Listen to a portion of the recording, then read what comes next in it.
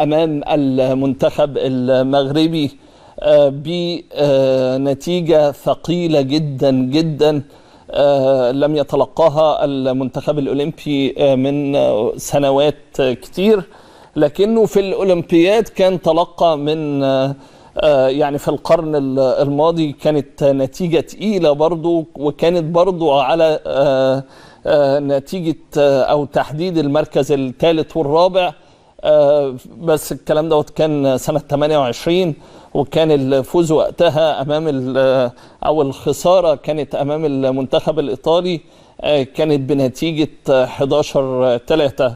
بصرف النظر عن طبعا الخسارات المتعددة للكرة المصرية، لكن طبعا الخسارة النهاردة التقيلة جدا جدا من منتخب عربي، ومنتخب من المنتخبات طبعا اللي ظهرت بشكل مميز جدا خلال السنوات الأخيرة، وظهرت بشكل مختلف تماما في مونديال قطر 2022، وبالتالي بيتم استكمال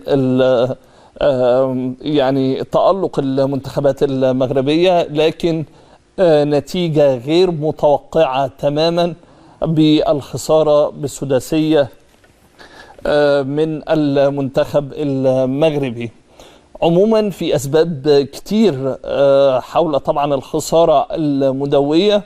في نفس الوقت طبعا هنتابع التتويج النهاردة النادي الأهلي رسميا ببطولة الدوري للمرة 44 في تاريخه مع نجومنا ومع نجوم الكرة المصرية ونجوم البريمو النجم الكبير الكابتن مجدي طلبة. كابتن مجدي برحب بيك. مرحب بيك يا أسامة أسلام أسف، ومرحب برضا ومحمود، والنجم الكبير الكابتن محمود أبو الدهب. كابتن أبو الدهب برحب بيك. مرحب بيك يا اسلام، وانا سعيد جدا مع نجمين كبار طبعا ومعاك. والنجم الكبير كابتن رضا عبد العال نجم مصر ونجم الكرة المصرية. برحب بيك كابتن رضا. حبيبي يا استاذ اسامه. اسامه مين يا اخي؟ اخبارك ايه يا كابتن رضا؟ اسامه مين؟ ما انا عارف ان انت قصير هتقول كده، متوقع ان انت اللي هتقول كده. لا انت اللي طويل قوي.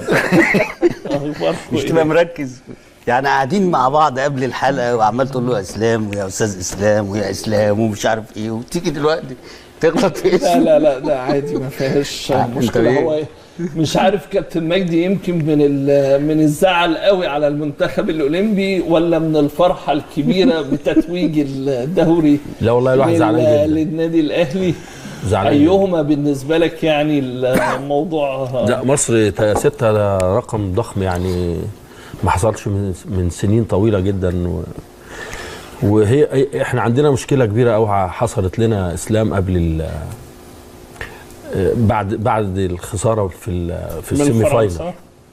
حصلت لنا كلنا انجرنا ليها، وانا احد الناس اللي اتجرجرت للقصه دي، ان احنا فرحنا بدري وقلنا حققنا الانجاز من بدري، واحنا ما حققناش لسه الانجاز. بس هو انجاز اللي احنا وصلنا وعدينا، وصلنا للسيمي فاينل.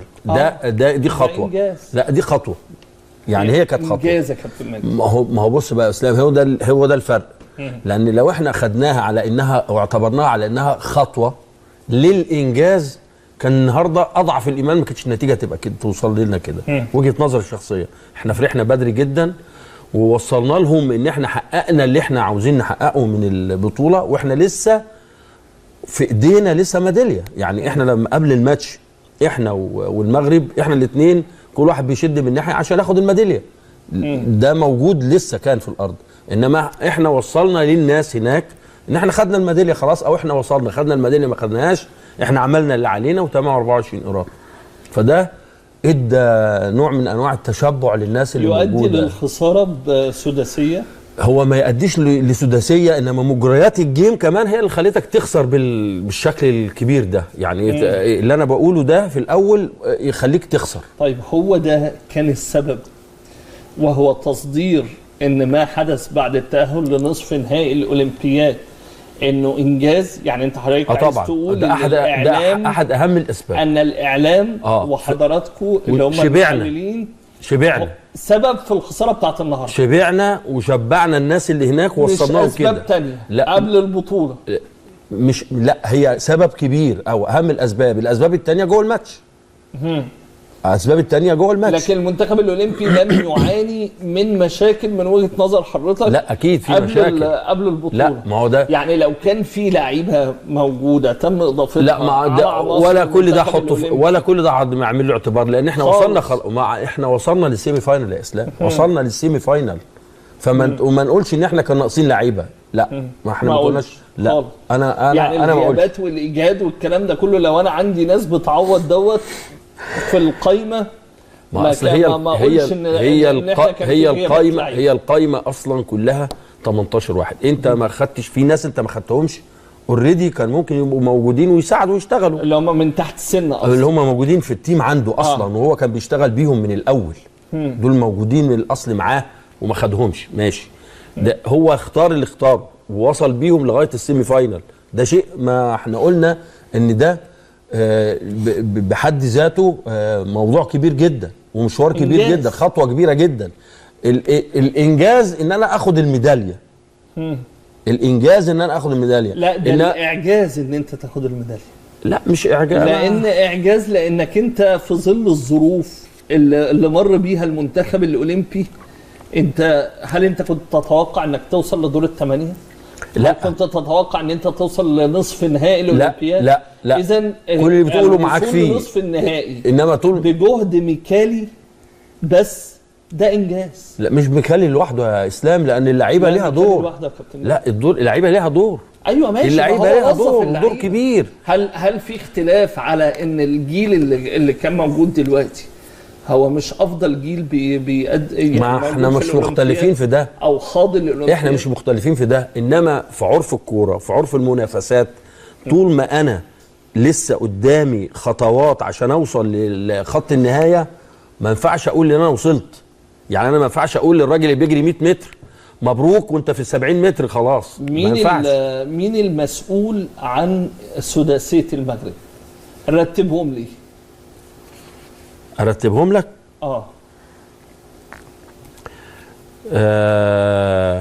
الفرحه زياده عن اللزوم بعد وصولنا للسيمي فاينل، او بعد انتهاء ماتش فرنسا 2. اكيد ميكالي ليه دور كبير جدا في الماتش. طبعا ميكالي بص، كوتش يخسر 6-0 عنده ماشي. اخطاء ماشي، لازم يكون عنده اخطاء. هو بيلعب بمين يا كابتن؟ بيلعب بنفس اللعيبه. هو انت وفرت له حاجه؟ ما هو كسبان بيهم قبل كده. ايوه كسبان علشان هو عارف يتعامل مع الماتشات. لكن ما اديك قلت اهو، انت قلت اهو. ايوه ما انت عشان الجمله دي انت لازم هتصطدم يا كابتن. ما هو انت لازم هتصطدم، لازم هتصطدم. انا معايا يعني ما انت لما انت انت المدرب ومعاك خلينا يعني المغرب اقوى من فرنسا، معاك ماشي بعكازين. المغرب اقوى من فرنسا. طبعا لا طبعا. طبعا. لا طبعا. انا اقول لك ازاي المغرب اقوى من فرنسا؟ طيب. المغرب اقوى من اسبانيا؟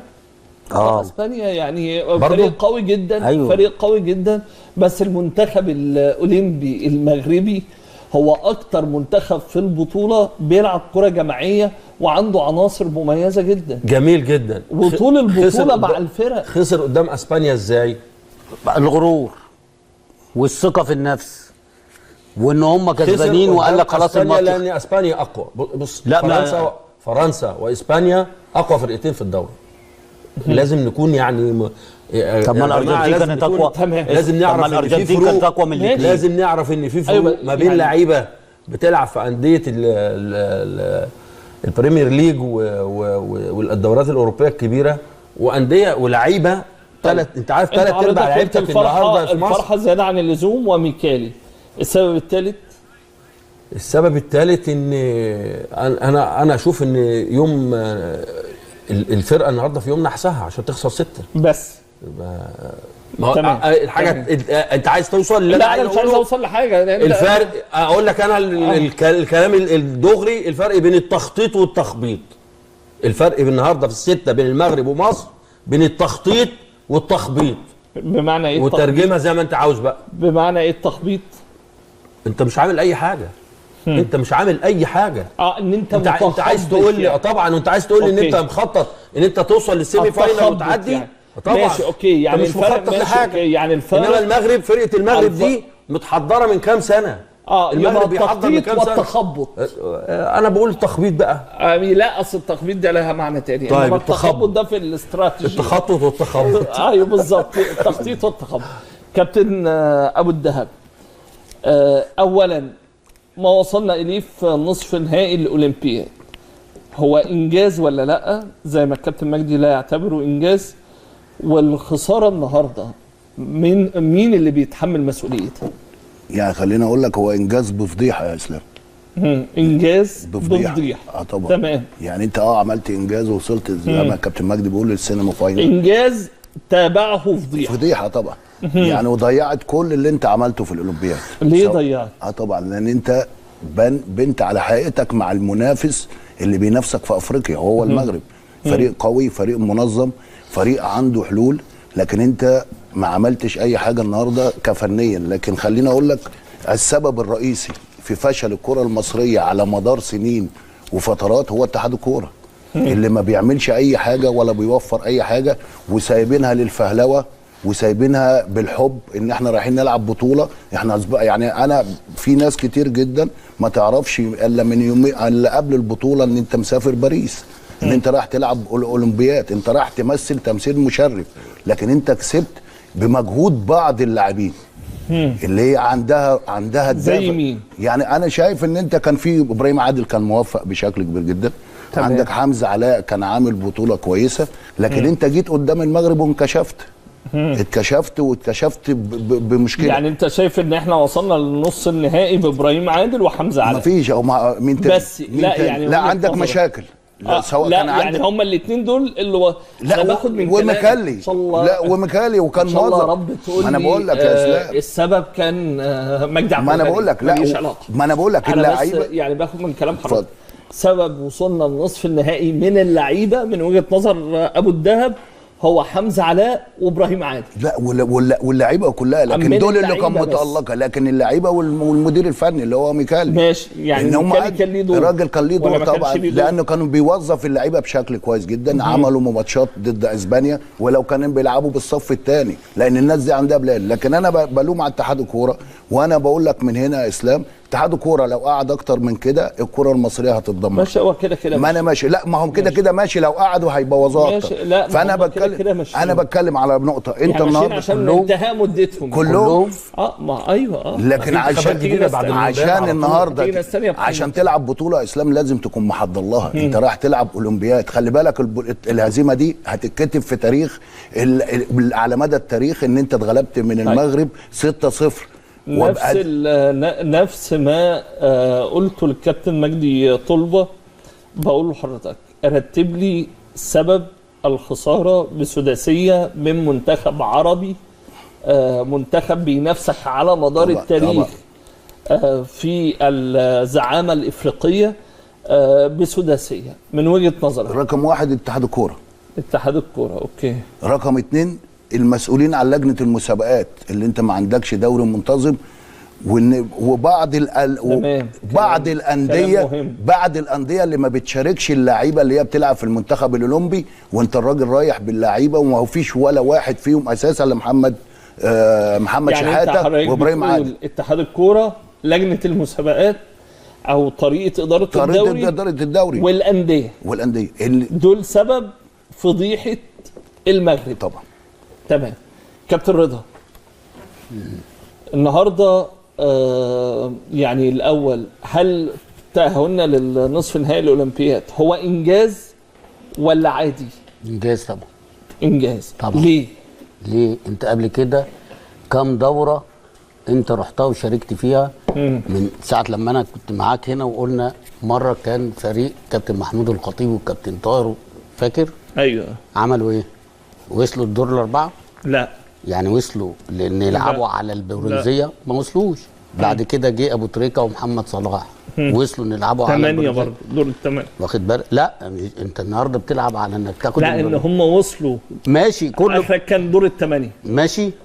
في حد جه دور الاربعه زي دول؟ لا. المربع الذهبي زي دول؟ لا. يبقى عملوا انجاز. تمام. يحسب لمين؟ يحسب للعيبه والميكالي تمام. باقل الامكانيات. فهنا الشعب المصري شعب عاطفي. في الاول كان رامي الطوبه ومش عادي. لما تعادلنا مع الدومينيكان كله طلع وكله عمل فيها مدرب وكله عمل فيها ناقد وكله عمل فيها صحفي وازاي ومش ازاي. تمام. جينا بعد كده كسبنا اوزبكستان جون 1-0. جينا بعد كده كسبنا اسبانيا. الناس كلها طمعت وبقى عندها حلم ان احنا نلعب على الذهبيه. كله بما فيهم انا وانت وكابتن مجدي خلاص بالظبط وصلك لطموح معين. واخد بال حضرتك؟ هنا اول سبب الخروج ان انت ماتش باراجواي لعبت كسرتين، ماتش فرنسا لعبت كسرتين، هو اللي اثر عليك النهارده. خلي بالك اللي هو الاجهاد البدني والذهني. وانت ما عندكش كمان البدايل اللي هي تشيل اللي هي تشيل. ما انت بص من اول ماتش لاخر ماتش انت عارف التشكيل. اوكي. الا بس ايه عمر فايد لما اتطرد، احمد عيد لما جاله تمزق، صح كده؟ مظبوط. انما الهيكل الاساسي كله كان موجود. وهو برضو الراجل معذور. في مقوله بتقول لك اللي كسبت بيه العب بيه طبعا، عشان ما يجيش بقى الماتش اللي جاي ما لاعبش النني. انت ما لعبتوش ليه؟ الله ينور عليك، ما انت ماشي كويس انت هتفتي بقى انت فاهمني؟ لان احنا برضو عندنا اللغط حلو قوي. وعندنا المدربين كتير قوي في مصر. والرؤيه ما شاء الله وكل واحد له رؤيته. 120 مدرب 120 مليون مدرب، واخد بالك؟ فانا قلت هنا الحلقه اللي فاتت كان مع فاروق، قلت انا خايف لان احنا لعبنا ساعه زياده عن المغرب. الساعه دي هتفرق كتير قوي الماتش اللي جاي كبدني. هو ده اللي حصل.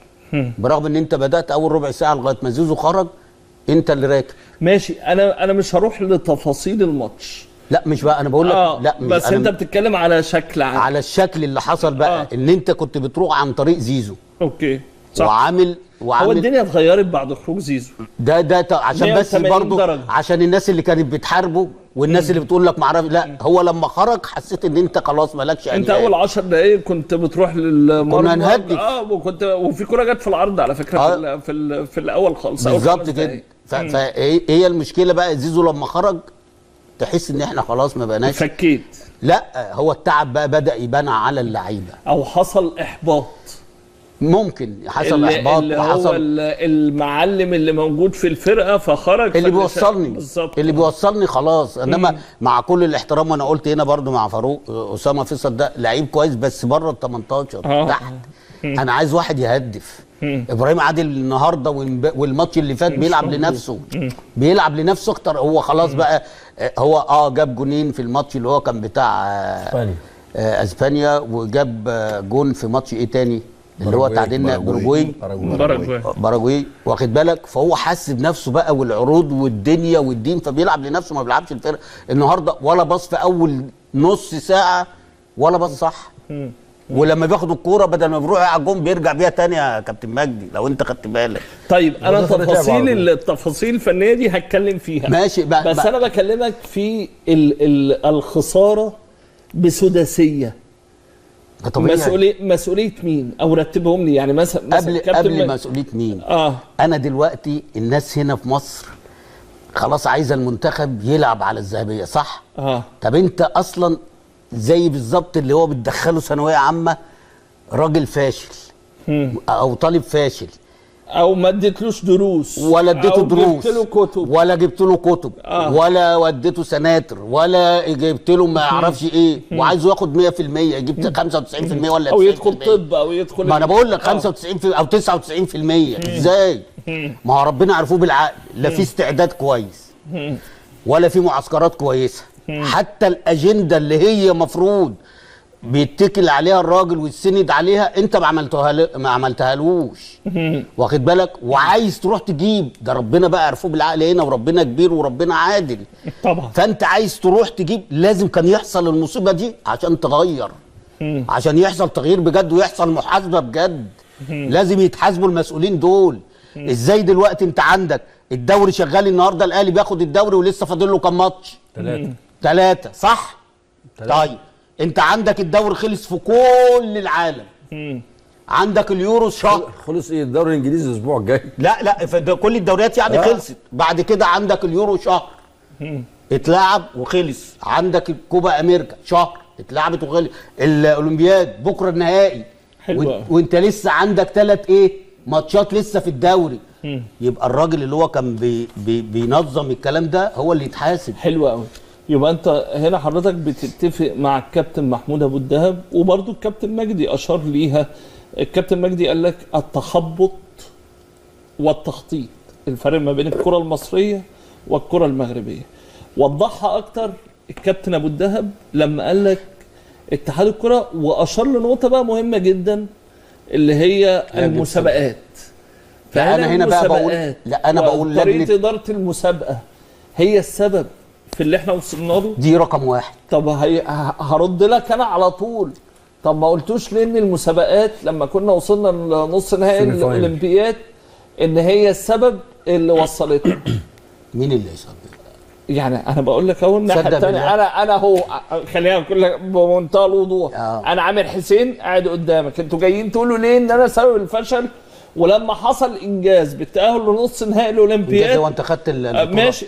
لما حصل انجاز ده من عند ربنا. انت لسه قايل ان يا حبيبي لا هو انجاز. انا بقول لك لما حصل انجاز ما قلتوش ان عامر حسين السبب والمسابقات وطريقه المسابقه والكلام ده كله، الى جانب ان مثلا محمود ابو الدهب قال لك ايه؟ قال لك الانديه كمان وهو على فكره انا مش مختلف معاه ان الانديه ما بتلعبش لعيبه المنتخب الاولمبي في الدوري. كل دول بيلعبوا في المنتخب. لا يعني بيتكلم على ان في لعيبه ثانيه. استنى، ابراهيم عادل ده بيلعب ولا لا؟ استنى، ابراهيم عادل، محمد شحاته بيلعب ولا لا؟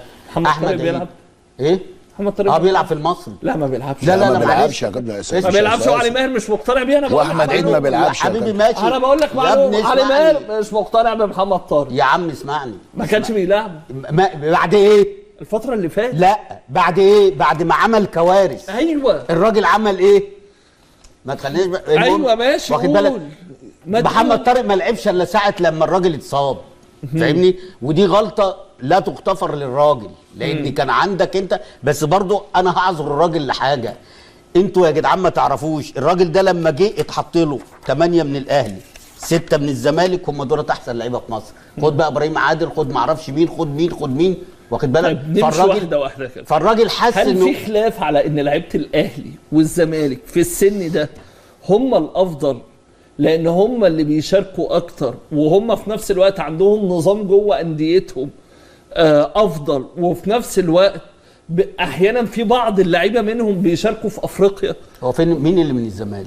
لا في الاهلي او الزمالك. يعني حسام عبد المجيد مثلا. ماشي، حسام عبد المجيد كان بيلعب في افريقيا حبيبي. ماشي. محمد شحاته ما هو كان بيلعب في ده افريقيا. لسه جاي. ماشي. ما هو بس انت ما تقولش كان ليه دور. لا احنا بنتكلم على الناشئين على مستوى مصر.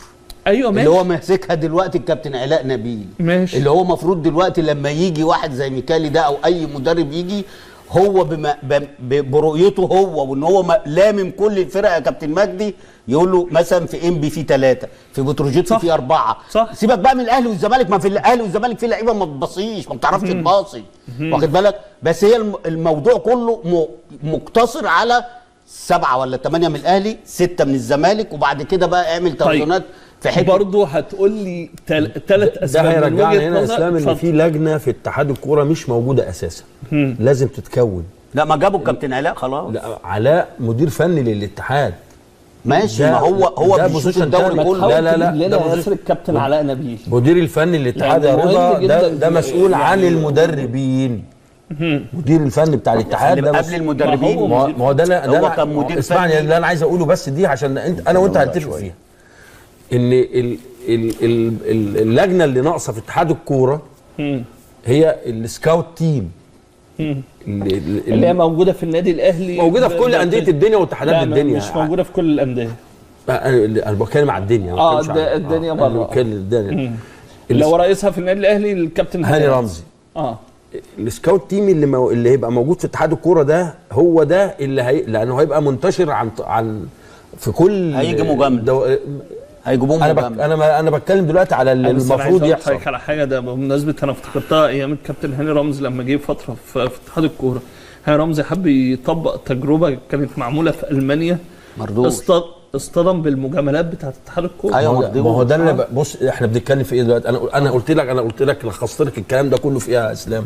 التخطيط والتخبط. انت عارف انا بقول التخطيط، انت بتقول التخبط، ماشي.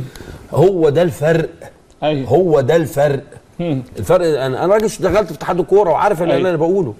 فهي دي القصه اللي احنا بنتكلم فيها. كل واحد موجود في اتحاد الكوره في المسؤولين ده من زمان الزمن، عشان بس ما نتهمش. لا هو لغايه الكابتن حسن عشان ما نتهمش الناس دي، عشان ما نتهمش الناس دي لوحدها. من زمان الزمن لا اللي عايز يعمل اي تطوير بيصطدم باي حد من اعضاء مجلس الاداره في اتحاد الكوره، حتى هم فيهم لعيبه كوره.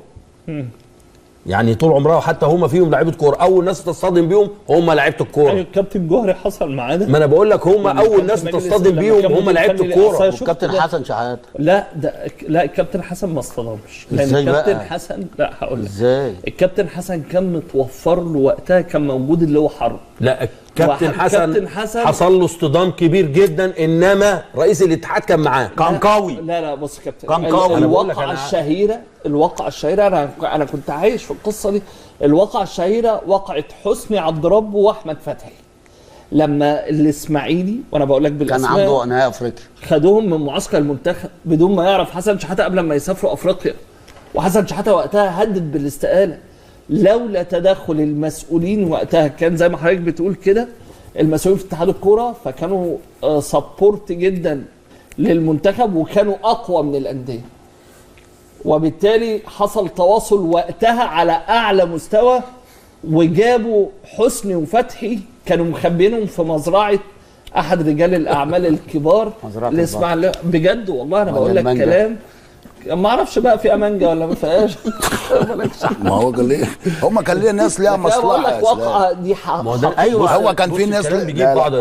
المشكله قائمه من وبيتوارثها الاجيال في اتحاد الكوره، لان ده سيستم اللي موجود، اللي جاي بيرضع منه بيشرب منه. هي دي الكارثه الكوارث في اداره الكوره في مصر. يعني دي طيب انت انا بكلم حضرتك لان انت كنت موجود فتره من الفترات وانت كنت ما انا بقول لك انا بقول لك اهو. لا قول لي وقائع، قول لي وقائع. انا هقول لك على واقع انت عشتها كمدير فني.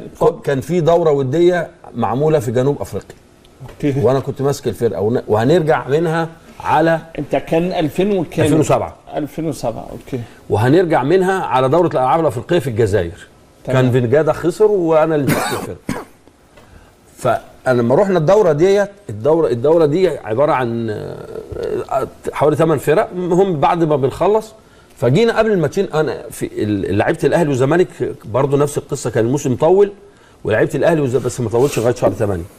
لعيبه الاهلي والزمالك هيلعبوا فاينل كاس. انت الجيل بتاع حضرتك كان شيكابالا وعبد الله السعيد والمجموعه عمرو الحيواني والمجموعه دي كلها.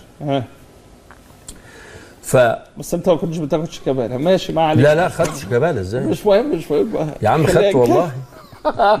ماشي كمل. انا هجيب شيكابالا دلوقتي والله واخده شيكابالا. ما كنتش بتلعبه.